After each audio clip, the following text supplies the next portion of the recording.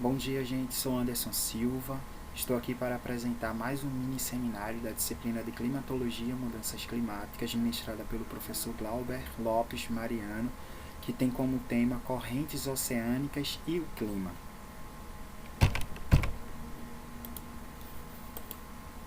Bom, as correntes marinhas são as movimentações das águas dos mares e oceanos com características comuns em termos de composição e temperatura. São importantes para o ecossistema e as espécies, logicamente, contribuindo, por exemplo, para a nutrificação e espalhamento desse nutriente através dos mares, né? De várias espécies aquáticas que por lá vivem, determinando também os climas, e a gente vai ver lá na frente de que forma é que determina esses climas, não é? Distribuição do calor também pelo planeta, tá ok? Bom, aqui a gente tem uma imagem que representa bem essas correntes, tá certo? Correntes marítimas aqui, olha, em azul a gente percebe uma corrente marítima vinda dos polos, né, em direção ao Equador, e em vermelho essas correntes vindo do Equador para os polos, né? Então a gente consegue ver aí a questão das setas. Bom, isso aqui acontece da seguinte forma, né? Vem dos polos, aquece, né, e volta com uma temperatura mais elevada. Bom, e aí a gente percebe que ocorre no Oceano Pacífico, no Atlântico, no Índico e por aí vai. Okay? É uma questão que acontece em todo o globo. Mas o que gera as correntes marinhas, tá certo? Então, vamos lá, né? Os ventos são gerados pela diferença na pressão do ar. A gente sabe que a pressão nos polos é maior do que no Equador. Logo, esse movimento dos ventos ele vem do Equador em direção vem dos polos em direção ao Equador, né? Chamado a força de gradiente de pressão. Os ventos sempre vão soprar das áreas de alta pressão para as áreas de baixa pressão. Bom, quanto maior a diferença na pressão, né, nesse gradiente de pressão, quanto maior for, maior será também a força que esse vento vai se deslocar de um ponto A para o ponto B, né, no caso dos polos para o Equador. E aí, efeito diferencial do aquecimento pela radiação solar sobre a Terra. Né? Então, o que é que acontece? Tá certo, as correntes elas são formadas pela diferença de pressão. Mas aí o que é que gera a diferença dessa pressão? É a questão da temperatura, tá certo? A gente sabe, a gente sabe que a radiação que vem do Sol para a Terra, ela incide mais na questão dos trópicos, né? Portanto, mais quente fica nessa latitude aqui. E em referência quando você vai se aproximando dos polos, essa radiação, a captação dessa radiação, dessa energia, ela vai diminuindo, portanto, vai se criando aqui um ambiente de uma área mais quente do que outra, não é? No globo terrestre, e aí vai também provocando essa diferença de pressão e esse movimento que é ocasionado que é resultado no caso nas correntes, tá certo? Então a gente tem aqui um globozinho explicando, né, bem, e aí a célula de Hadley aqui explicando a questão do movimento e com a temperatura, tá certo? Bom, aqui a gente tem uma outra imagenzinha, gráficozinho, que vai mostrar aqui, detalhar para a gente por como é que acontece esse aquecimento, né? Então a gente tem aqui a área do Equador, a gente tem um superávit aí, vamos dizer assim, de calor, não é? Portanto, a gente tem uma atmosfera até também um pouco mais espessa do que nos polos, devido também a determinadas características de temperatura e pressão. E aí a gente consegue, e também o movimento, né, que a Terra desempenha, que seria a questão da rotação.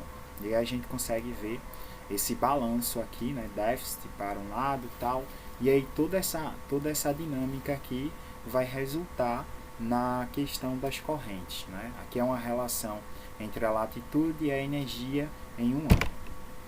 Bom, uma outra forma também de entender como funcionam essas correntes marítimas é entender também como é que ela é reflexo do que acontece também na atmosfera, tá certo?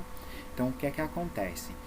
A gente consegue ver aqui, segundo Mendes e Gomes, né, modelo de circulação atmosférica representando as células de Hubble, as células de Fer e as células polares em suas respectivas posições latitudinais, né? E os centros de alta pressão e os centros também de baixa pressão. Então a gente consegue ver aqui, olha, que vai ser um pouco do reflexo, né, do que acontece na atmosfera, a dinâmica dos oceanos.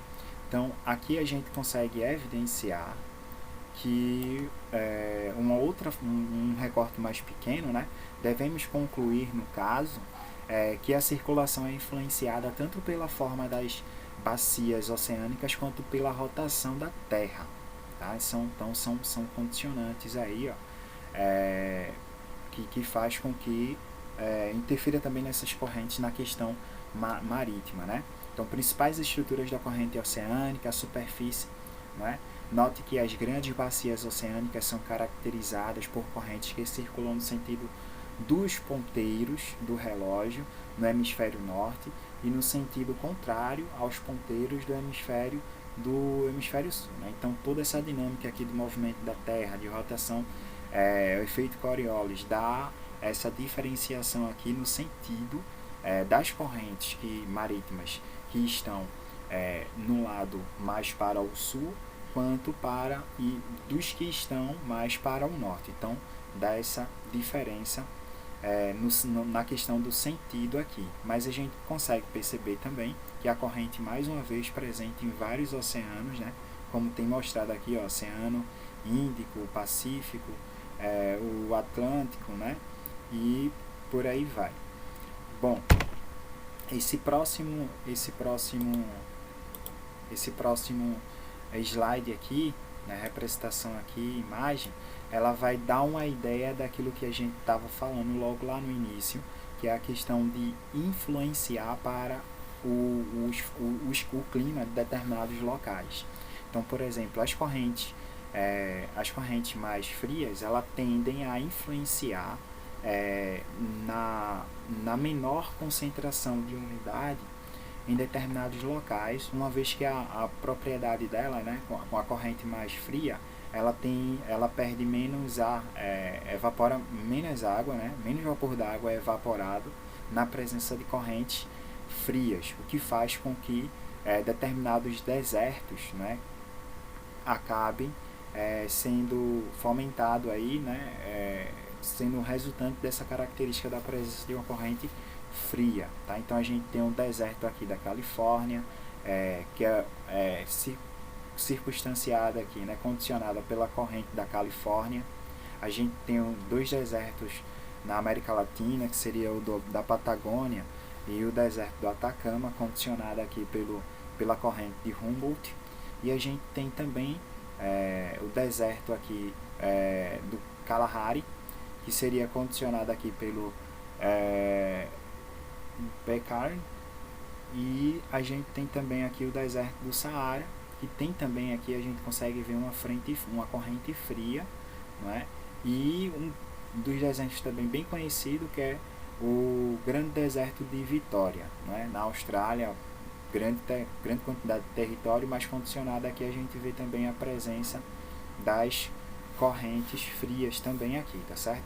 Lembrando mais uma vez que o que está em azul são correntes frias, o que está em vermelho são correntes quentes, né? E aí a gente vê vários outros resultantes também. Está aí a influência também importante para a questão da vida, mas também condicionando o clima em determinadas partes do globo, tá ok? Bom, aqui tem as referências que foi utilizada para embasar esta apresentação. Bom, gente, tchau, tchau.